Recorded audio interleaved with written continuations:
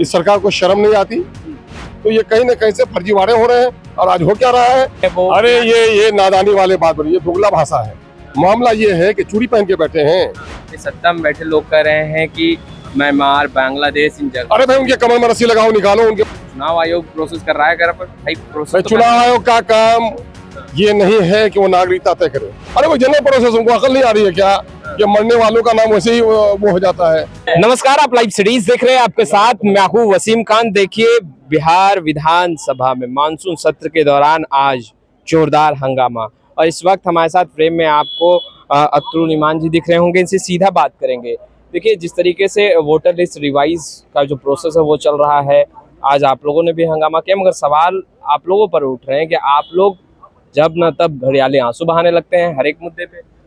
देखिए, मामला हमारा आपका नहीं है, मामला किसी विपक्ष का नहीं है, मामला बिहार की 13 करोड़ जनता का है।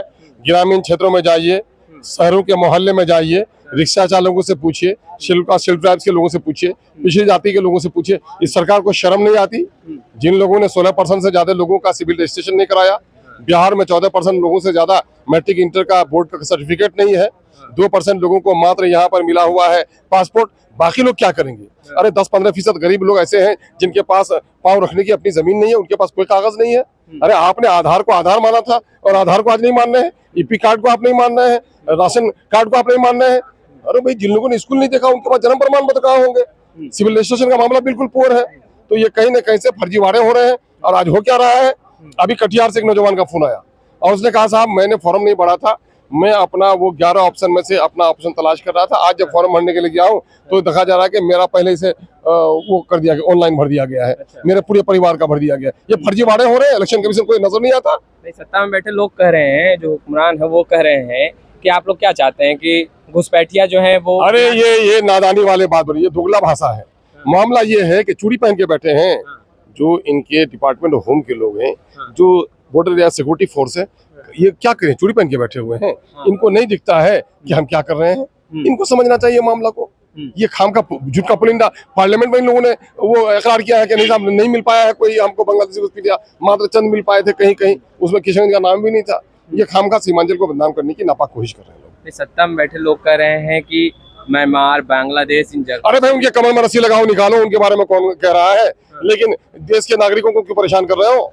मेरा सवाल इस बात का है। चुनाव आयोग प्रोसेस कर रहा है, कर भाई प्रोसेस तो चुनाव आयोग का काम ये नहीं है कि वो नागरिकता तय करे।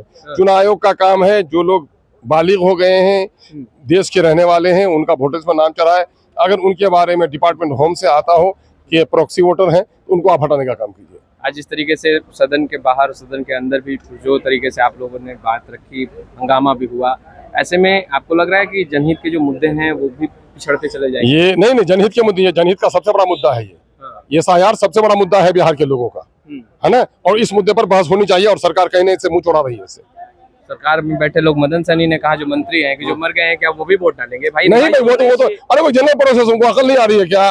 कि मरने वालों का नाम वैसे ही वो हो जाता है, खारिज हो जाता है, उससे थोड़ा सर्टिफिकेट मांगे जा रहे हैं। सवाल ये है कि अंचल अधिकारी आज के दिन में आवास प्रमाण पत्र निर्गत नहीं कर रहा है, पारिवारिक सूचना निर्गत नहीं कर रहा है, मुर्दा थोड़े सर्टिफिकेट मांग रहा है। जिंदा लोग परेशान है। आज आगे की रणनीति क्या है? इसकी मुखालिफत जारी रहेगी। अच्छा, बिहार में लंगड़ा अभियान चलाया जा रहा है, पुलिस प्रशासन जो है वो अब एक्शन मोड में दिखाई दे रही है। इस लंगड़े अभियान, मैं कह रहा हूँ, ये लंगड़ा अभियान सबसे नाकाम अभियान है।